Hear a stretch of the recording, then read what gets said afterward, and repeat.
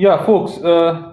So let's start today's discussion. I don't think lot many people are going to join today as well.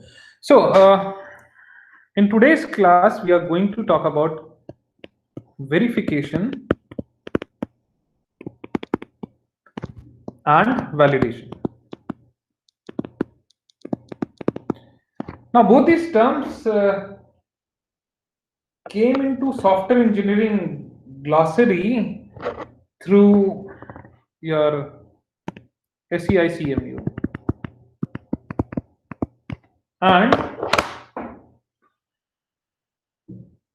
frankly speaking, you had a discussion in your software engineering classes up to some level, but today we are going to go into much more depth of it. But before that, let's talk about some basic terminologies related to this particular thing. Now, as far as your software engineering is concerned, the major purpose is to come up with a successful software development.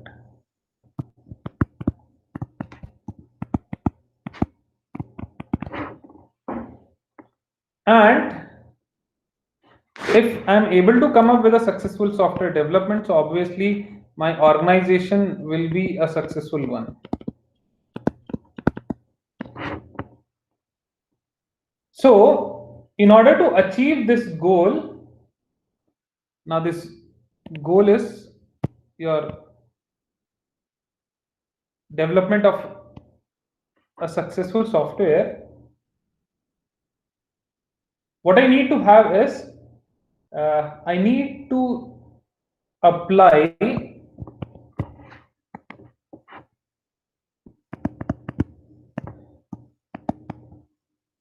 software engineering practices. Right, I need to apply software engineering practices. Then only I can get a success. See, whenever I am saying successful software, that means I am addressing to a successful, or maybe you can say the error-free application. Right, we can say that we need to have an error-free application. Now, so these software engineering practices which I am talking about, these practices basically attempt to create and create and modify the softwares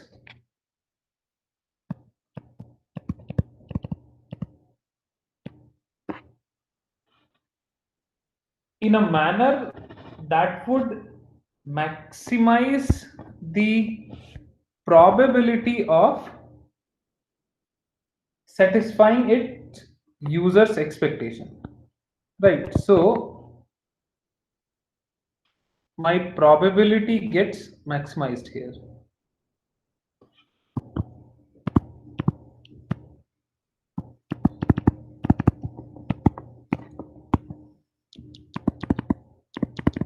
And this probability is of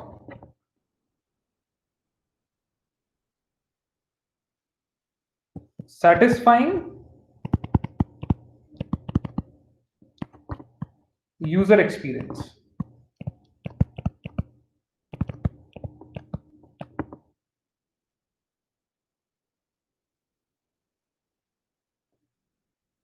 Now, some of the practices can be, once again lifted from this. See, I am trying to connect the dots in order to identify the need for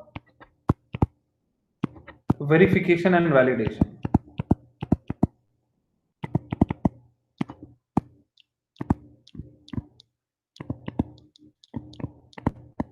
Right, I'm trying to connect the dots in order to identify the need of verification and validation.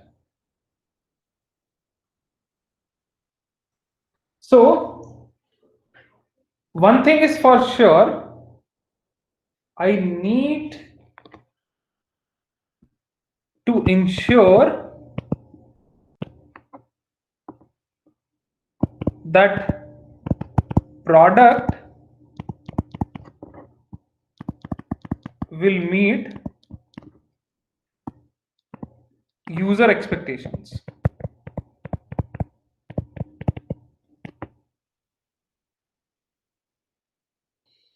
And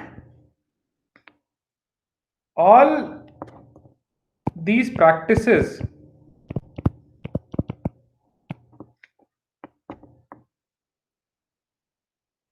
which will meet, resulting the application of these practices will meet the user expectations. So that practices are referred to as your software verification and validation.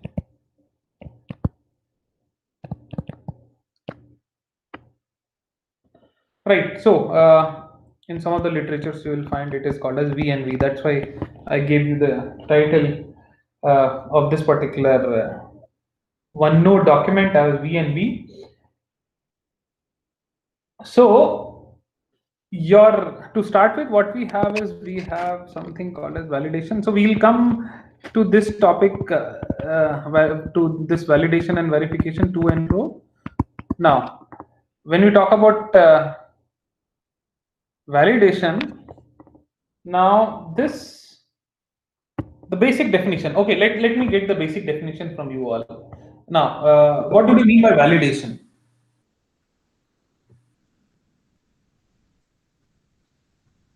Anyone from your end?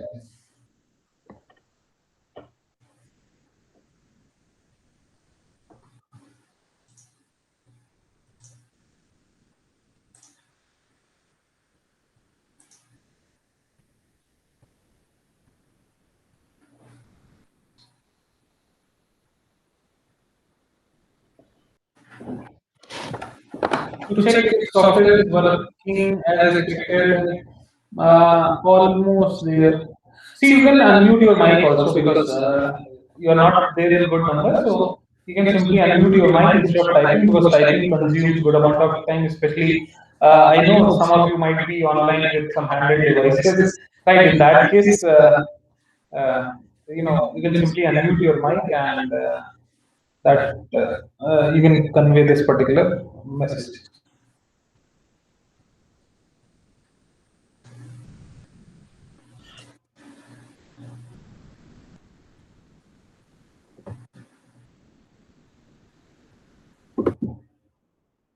Okay, okay. So, sir, we are hearing two voices.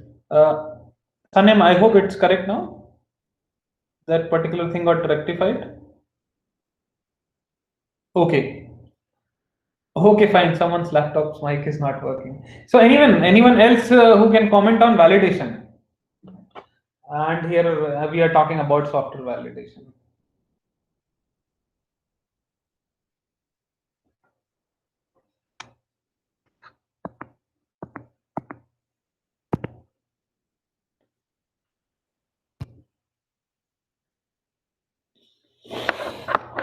Well, let's stick to our old definition of validation, where this validation basically refers to your process of software evaluation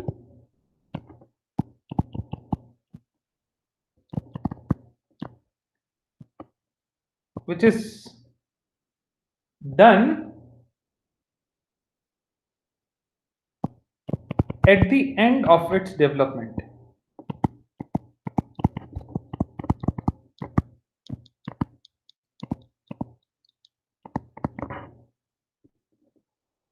Now, what's the rationale behind this validation to be done at the end?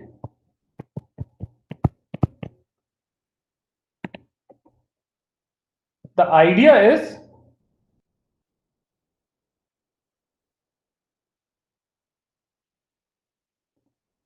to ensure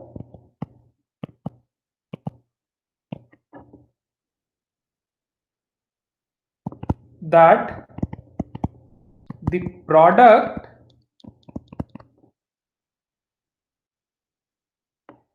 is free from any failures or not.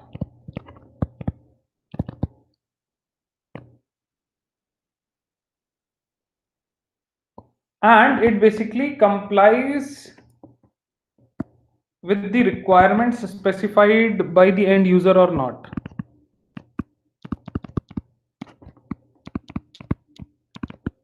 So specified requirements by the end user means here I'm talking about the SRS document. And what was SRS document?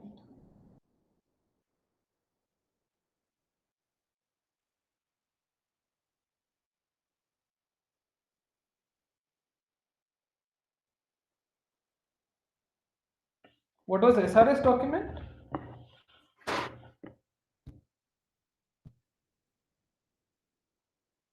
Right. So I guess most of you might have most of you might not be having any clue, but yes, you can recall, I guess, now in your software engineering classes, the basic discussion started with coming up with this SRS document only. Right. So here, your validation basically, involves software testing approaches.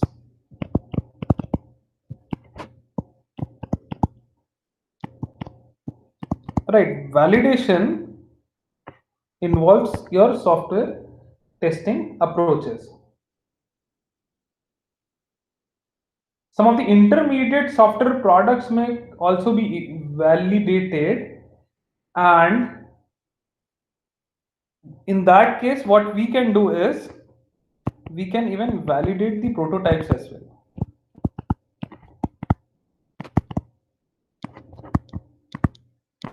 Right, we can validate the prototypes as well. Okay, but the point is, what's the basic purpose of validating a prototype when we know that, okay, it's a prototype?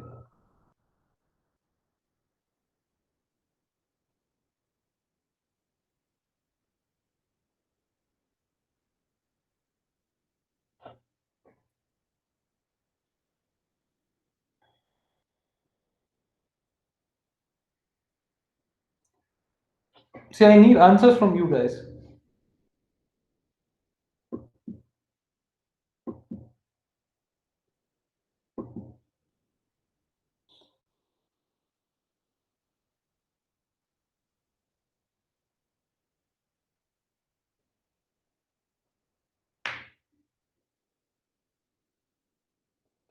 If prototype has some bugs, then we can correct it in next stage.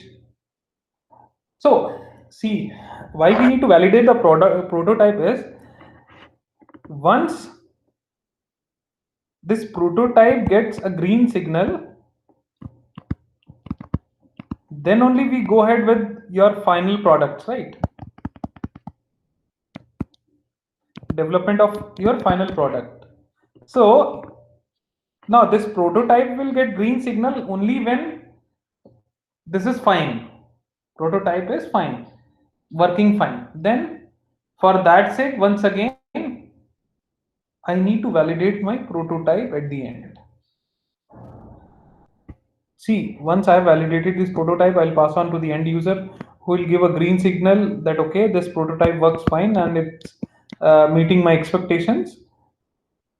Post which I'll go ahead with the development of the final product.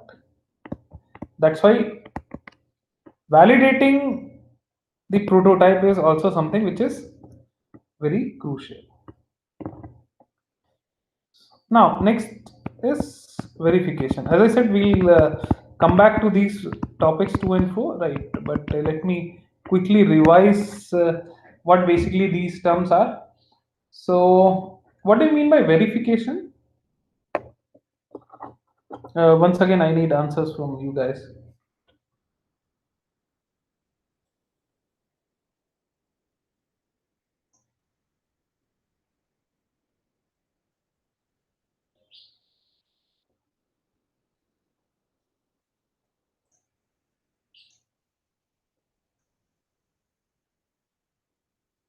What do you mean by verification? I hope you people are here only, or it's not the case that you have simply switched on to your devices and you have left the place.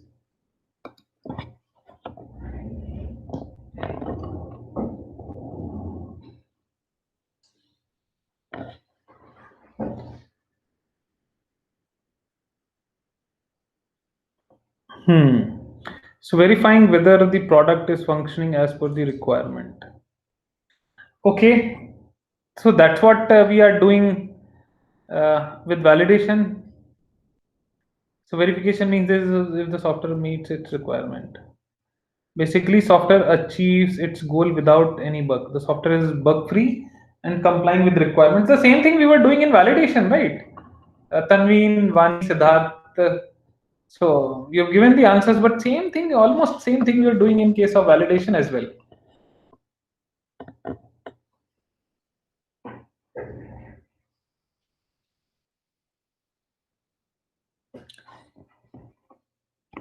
So some a very simple thing is that we know validation is done at the end, right? Now verification, this refers to the process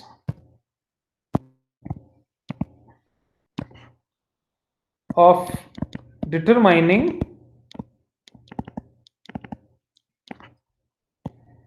whether or not the said product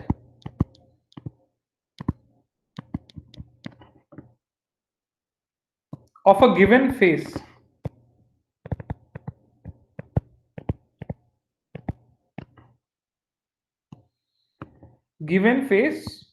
of a software development process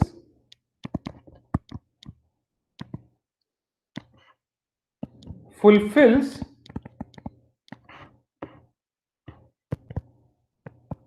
the requirement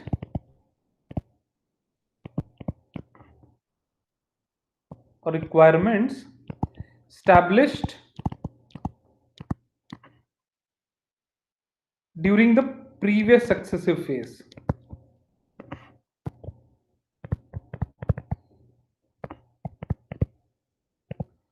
So basically, your verification becomes a continuous process.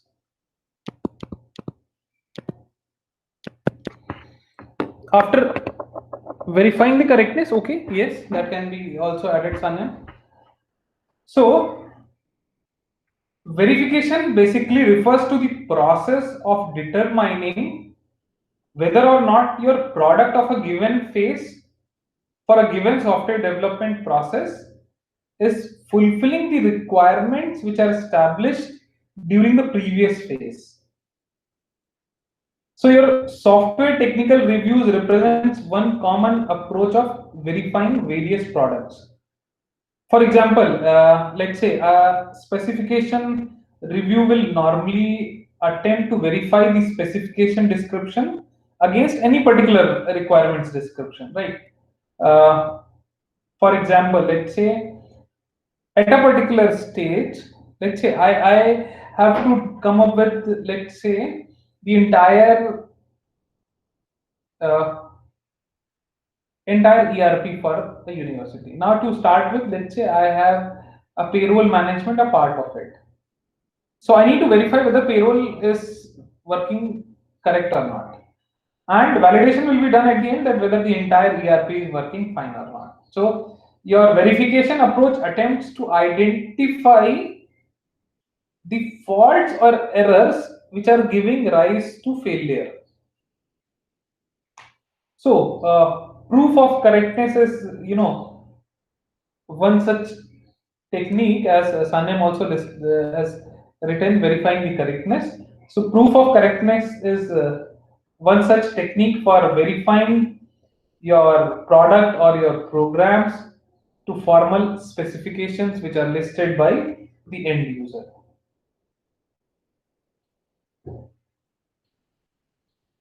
Now, this was about the basic definitions about verification and validation. Now, let's talk about limitations of verification and validation.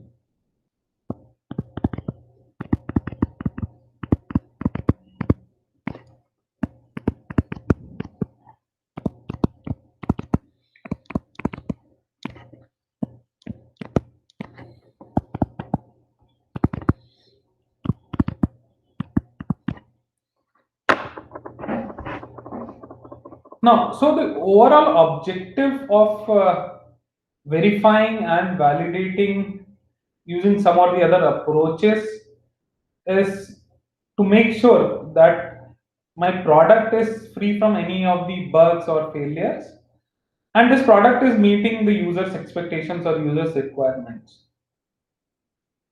But still, even after all these, the idea behind verification and validation is obviously, a very bright one. But still, it has certain limitations.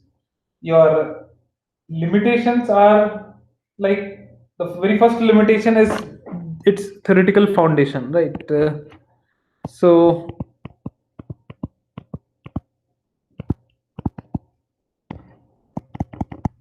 one of the major limitation is its theoretical foundation. That means uh, most of the things are done on paper,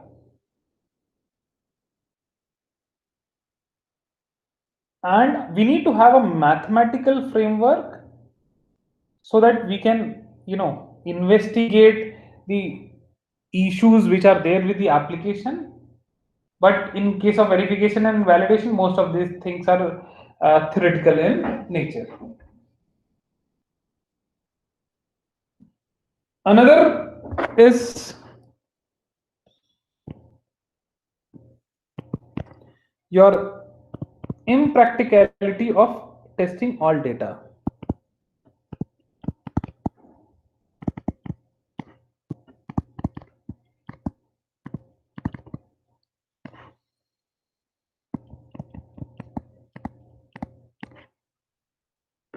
So for majority of the products, it is next to impossible that I can test the product with all possible inputs, right? Because there will be a combinatorial explosion if, for let's say, a decent sized application, if I'm testing the product for all kind of possible input values.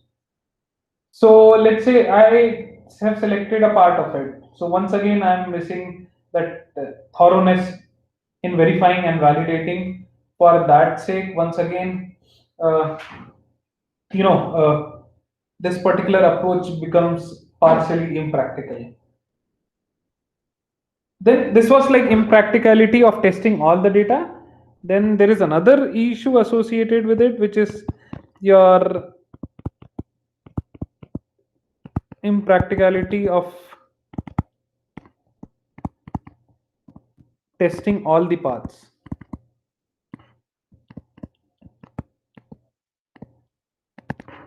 Right. So for most of the programs, or let's say products, if suppose let's say I have like Amazon as a portal, now there are millions of products listed.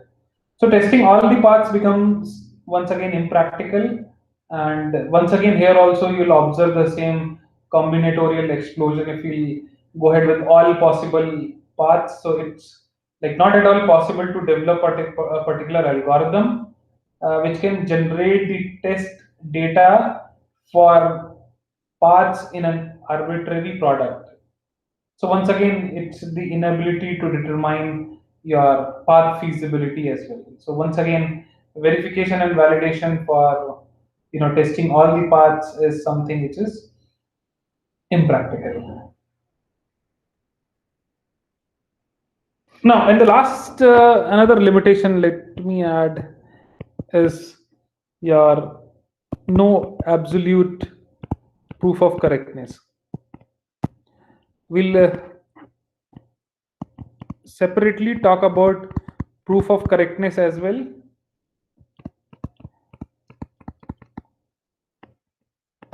In this particular unit, we'll separately talk about proof of correctness as well. So basically, there is no such thing as the absolute proof of correctness. So there is always a proof of equivalency. That means a proof that one description of a product is equivalent to another description. So unless and until a formal specification can be shown to be correct, it will only reflect the user's expectation, and once again I cannot claim the product correctness which the user might have wanted. Right, see, don't worry, we'll talk about proof of correctness separately as well. But as of now, any doubts up till what we have covered? See, this topic is somewhat familiar to you, right? But we haven't gone into that much depth as we will go in this particular discussion, and another maybe one or two more lectures we'll need for covering verification and validation. So my point is,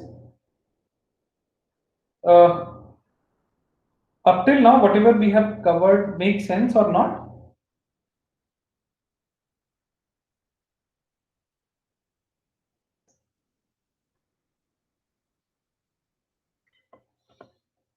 Okay, okay. Now, now let's talk about the role of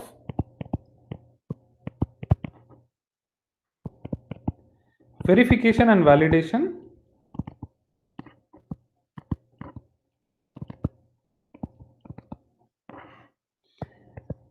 in software evaluation.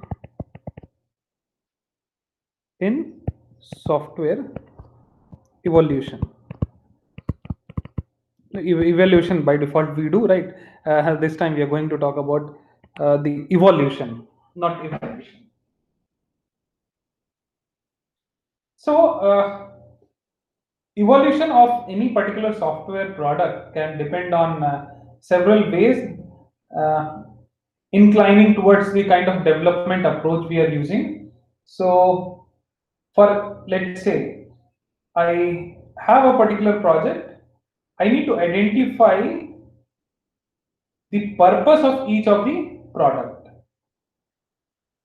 and for that sake, I need to have the idea about the possible types of products, right? Possible types of product. By possible type of products, it means to simplify the verification and validation objectives. So we have like 5 types of products which are considered, and let's say in general, if you talk about a product, right? So a software product can be, let's say, a web-based product only. Another software product can be, let's say, instead of web app, I have, let's say, a mobile app, right? There also I'll have different platforms, whether it is on Windows platform or Android platform or for iOS.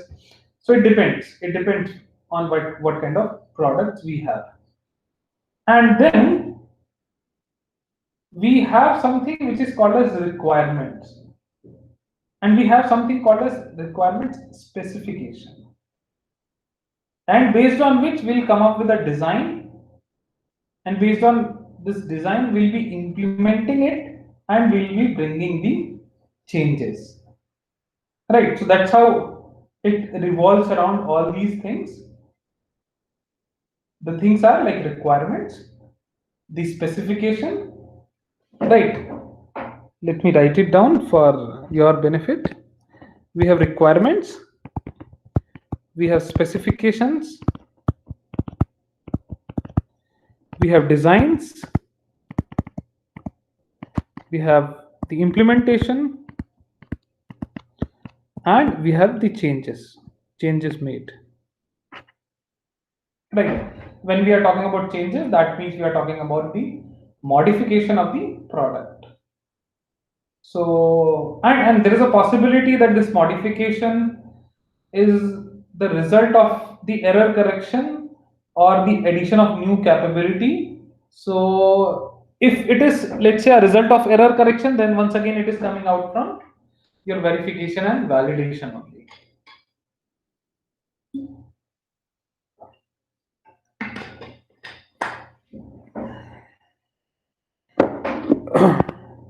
Now, next thing is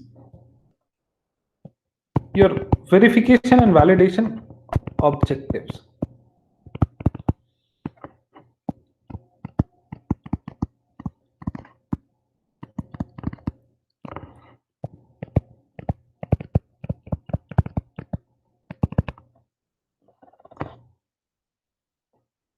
So there will be, specific verification and validation objectives, and it will be like for each specific product, and it will be like on project by project basis. And limiting, these verification and validation objectives may lead to a low quality product or application. So everything in the product's requirements and the specifications must be the target of some or the other verification and validation activities. Right. So what I'm trying to say is all the constituents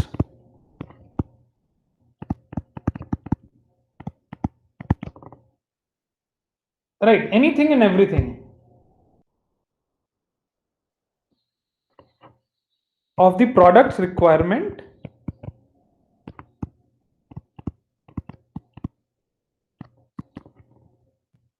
plus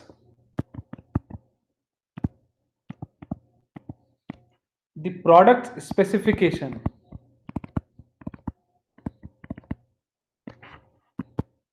must be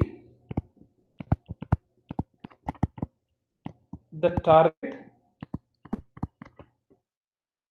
of one or the other verification and validation activity. See, then only I'll be able to come up with, I'll in some sense, I'll be enforcing the thoroughness in testing, and then I'll be able to come up with a quality application. So approaches for determining whether a product satisfies its requirements and the specifications with respect to, especially in case of, safety, in case of your portability,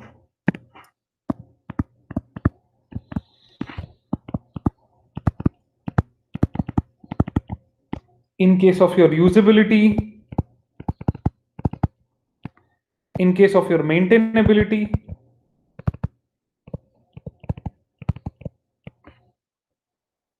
in case of your serviceability,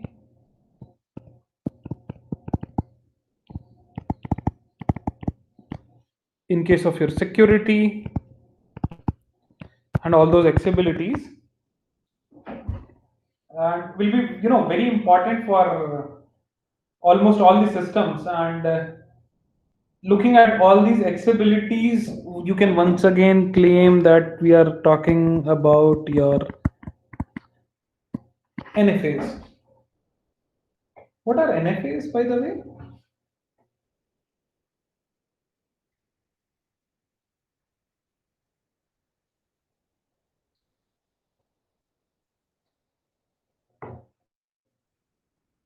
Right. Non-functional attributes. Right. So just wanted to check whether your people are in the active mode or sleep mode. Right. So, in some sense, once again, we are only talking about your quality aspects. Right. Correctness is one thing. Consistency is one thing. Your performance is another thing, and you can add all those flexibilities.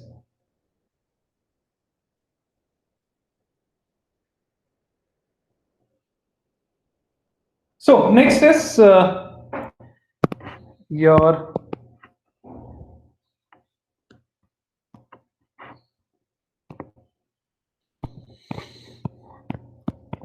software verification and validation. I could have mentioned V and V only.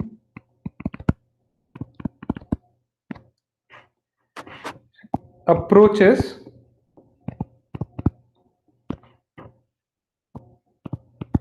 and their applicability.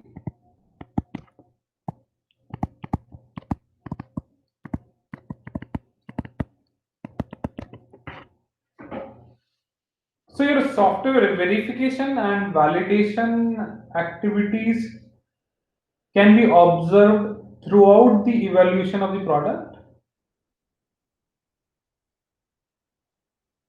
and we can use techniques or tools. We can use these techniques or tools in an isolation also, and in order to organize these verification and validation activities, we have like five broad classification of approaches,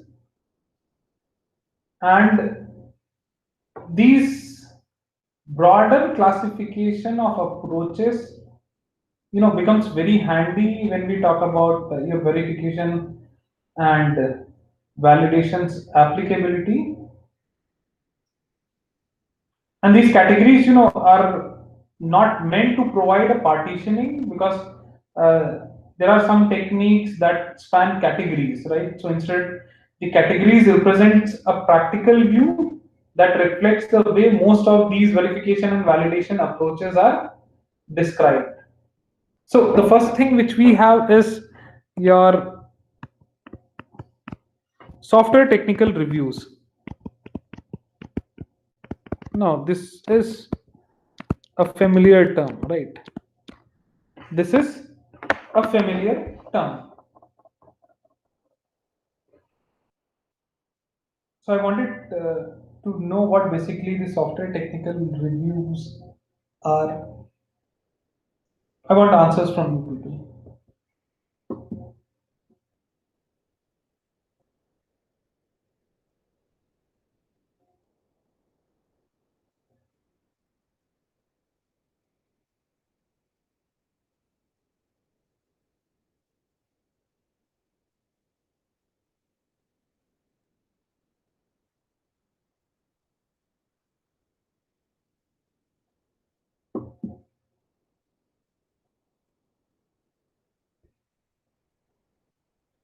Testing, software technical reviews.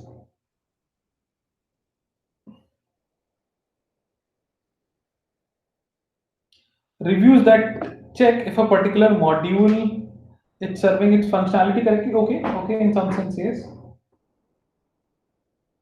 So the software technical review process basically includes the techniques such as your walkthroughs. Right, walkthrough, basically these things come under your software testing. So there you will see the detailed qualified team examines of yes, Vani. So walkthroughs are like these things you will formally cover in your functional and non-functional testing. And we go ahead with inspections, right? This is also falling under the same category of testing. And audits, yeah, this also. Like walkthrough is, it can be a peer walkthrough, it can be done by a developer alone, and It can be a very formal walkthrough where the entire team and management sits together and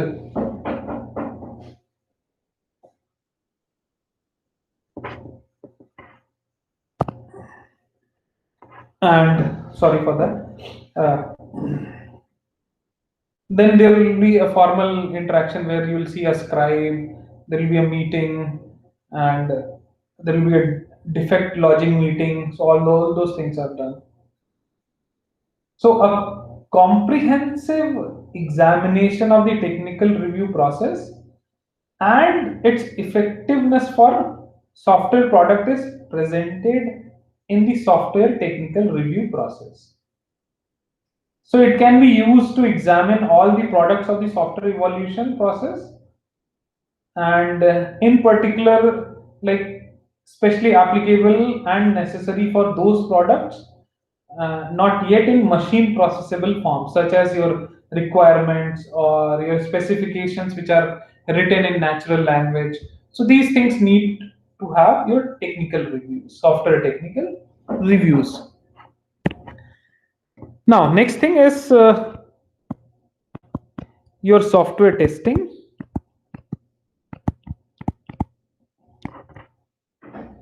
Now, this is the process of exercising a product to verify that it satisfies the specified requirement or to identify the differences between the expected and the actual results. So, software testing, I am not going into the details of it, although if we see, then what we can do is we talk about levels of testing, where we have something called as module testing,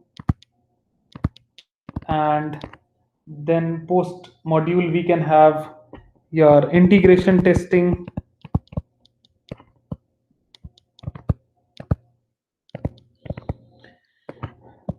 then we can have system testing.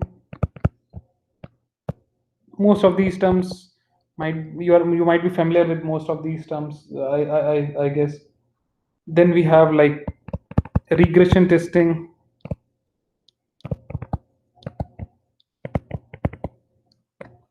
In case of regression testing, we can look for your data corruption errors, we can look for your inappropriate control sequencing errors, we can look for your resource contention, we can talk about your performance deficiency, and these are like several levels of testing.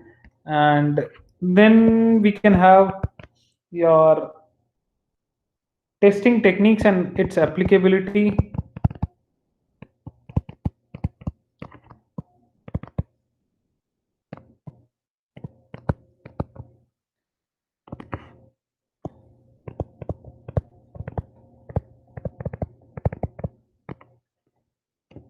Where what we have is we can have your functional testing.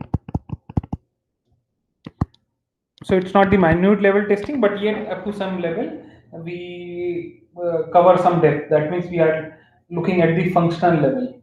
Then we can have your functional testing and analysis, you can say. Similarly, after functional, we can look for structural testing and analysis. Right. So basically, once again, we are trying to talk about module testing, your integration testing, your regression testing, and then we can have your error-oriented testing.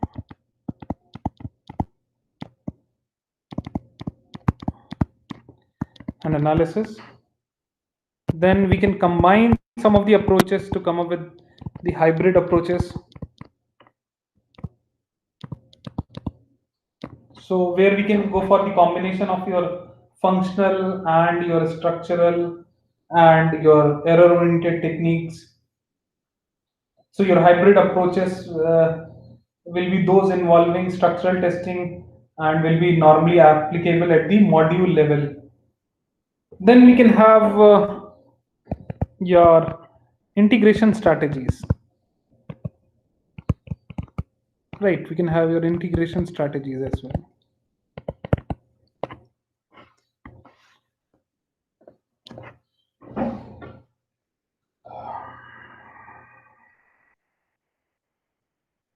Then we can have your transaction flow analysis.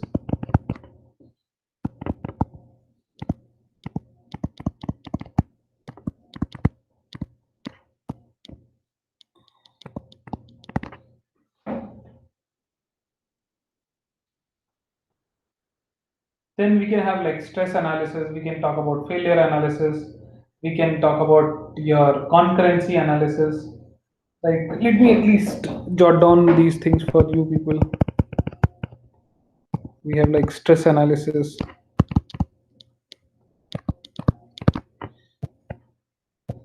we have like your failure analysis,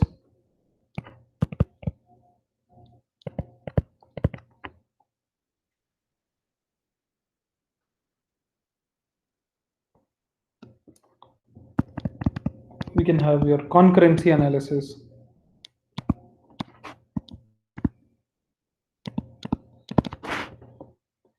we can have your performance analysis,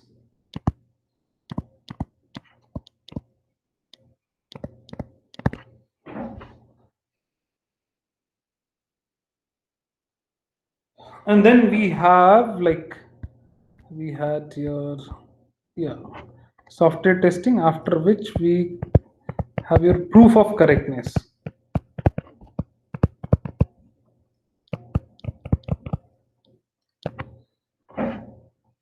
So proof of correctness is basically a collection of techniques that apply the formality and rigor of mathematics to the task of proving the consistency between an algorithmic solution and a complete specification of the intent of the solution. So basically, this technique is also often referred to as a formal verification. And for that sake, proof of correctness are normally presented in the context of verifying an implementation against a specification. So the techniques are also applicable in verifying the correctness of other products as long as they possess a formal representation. Like I need to have a formal representation for this purpose.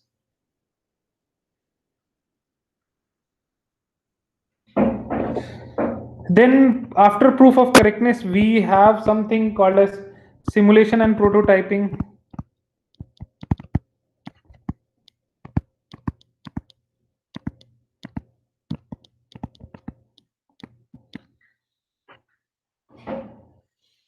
So your simulation and prototyping are basically the techniques for analyzing the expected behavior of a product. For simulation and prototyping, there are like many approaches where we can construct the simulations and we can come up with the prototypes. And for validation and verification purposes, your simulations and your prototypes will be used to analyze the requirements and the specifications in order to ensure that they are reflecting the user's needs, right? From the prototype, we get that. From simulation, we get that. And since these prototypes and the simulations are executables, they can offer additional insight into the completeness and correctness of these documents as well. Then we can go ahead with tallying the things as well. Simulations and prototypes can also be used to analyze the predicted product performance, especially like for candidate product design, in order to ensure that they are conforming to the exact requirements which are given by the users.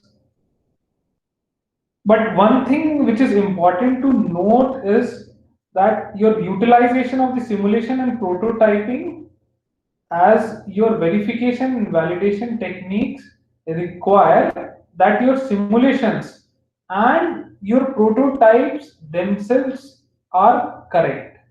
Because if both the things are not correct, in that case, all my calculations, all my assumptions fail.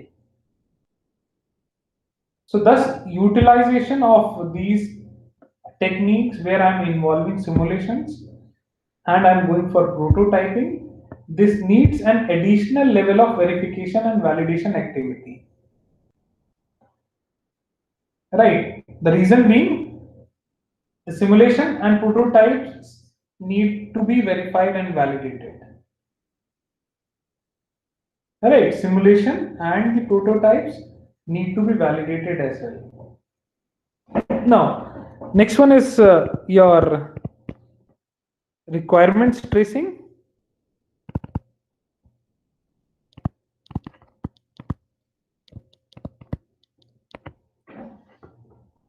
So your requirement tracing is basically a technique for ensuring that the product as well as testing of that product addresses each of its requirements.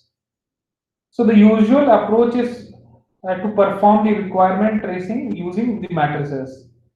Right, one of the matrix which can map the requirement to the software module will be the apt one for this particular process.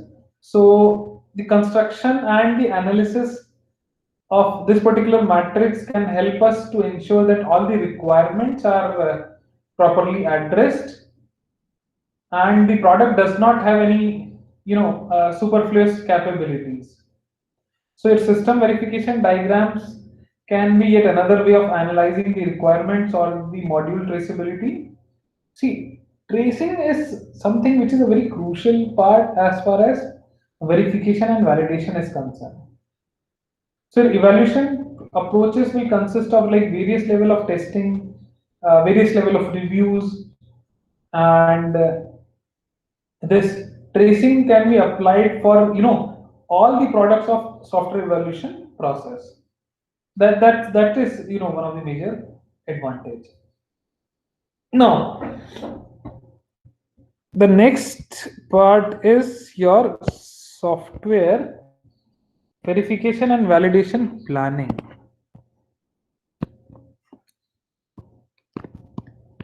Software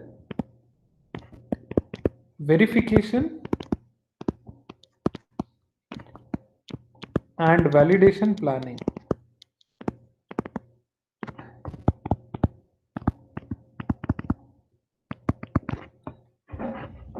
Yeah, okay. So maybe what we can do is we can take a a logical pause here and we can take the questions.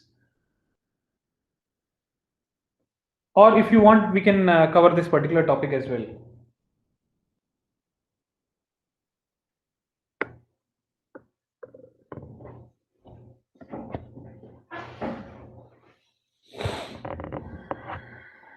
I hope you people are here only. This question is for you guys.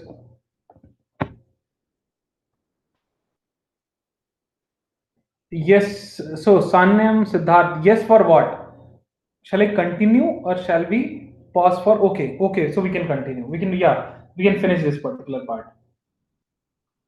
So in case of your software verification and validation planning, the development of a comprehensive verification and validation plan becomes very essential for the successful completion of a project.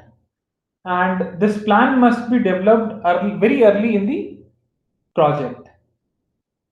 Depending on the development approach, multiple levels of test plans can be developed, and corresponding to the various levels of verification and validation activities, I can come up with the guidelines for the contents of the systems. I can come up with the contents of the software.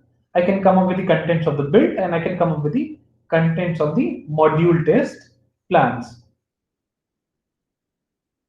Now, so for the formulation of an effective verification and validation plan, this may require many consideration that are defined in like let's say we can have identification.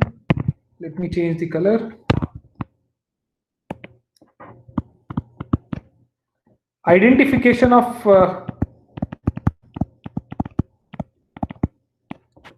verification and validation goals. Right, so verification and validation goals must be identified from your requirements and specification, and these goals must address those attributes of the product that correspond to its users' expectations. And these goals must be achievable taking into account both theoretical and your practical limitations. Firstly, we were talking about identification of verification and validation goals. Next thing is selection of verification and validation techniques.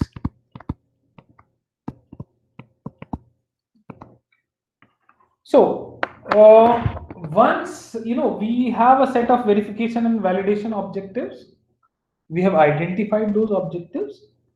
So specific techniques must be selected for each of the project's evolving products.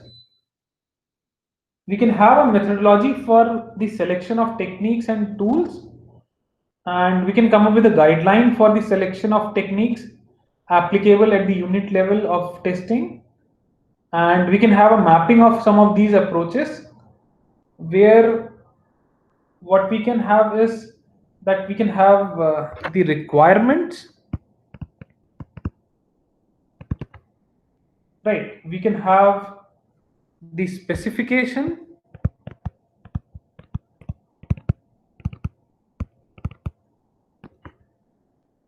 we can have designs,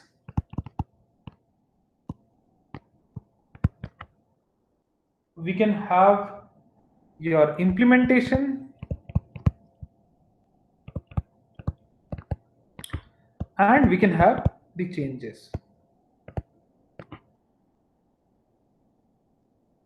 Right, all these things we can include in it. Now, the third part is that we need to have certain organizational responsibilities.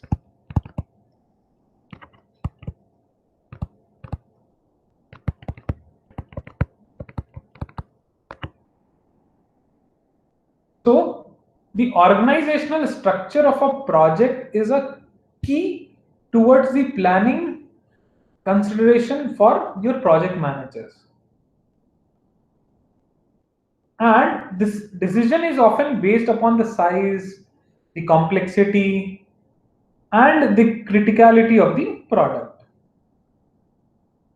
So, what we can have is we can have like four types of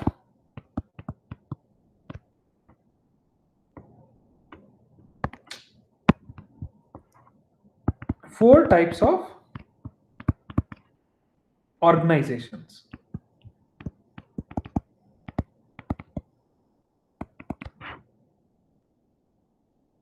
One is your development organization.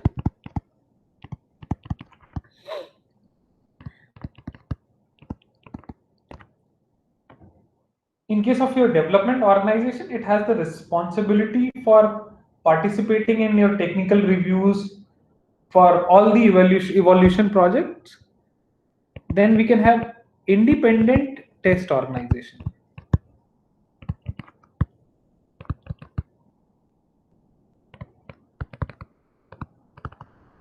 Here we get a third party vendor in order to test the product. The reason being, I need to have a separate third party perspective.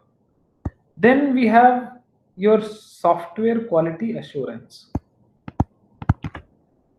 So your software quality assurance will be dealing with internal consistency, understandability of the product, traceability of the product, consistency of the product, and adequate test coverage. And then lastly, we can have independent verification and validation contractors. Right, so sometimes we can use these independent verification and validation contractors. The scope of the activities will be including like all the activities which are addressed for the independent ones, that means here, that would be included in this.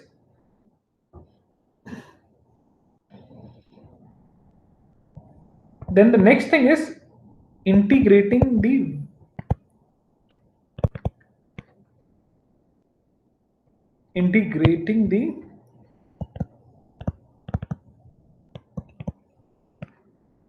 verification and validation approaches.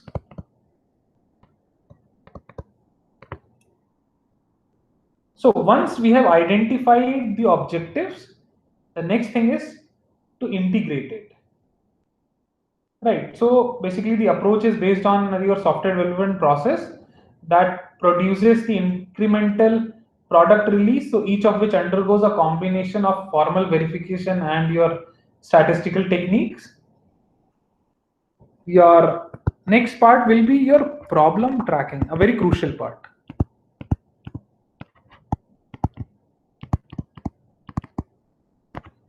Right. So in case of problem tracking, what we do is we try to identify when the problem occurred, where the problem occurred, state of the system before occurrence, evidence of the problem, and then we have actions or inputs that appear to have led to the occurrence. So these things are done in your problem tracking. Afterwards, I need to also track the test activities.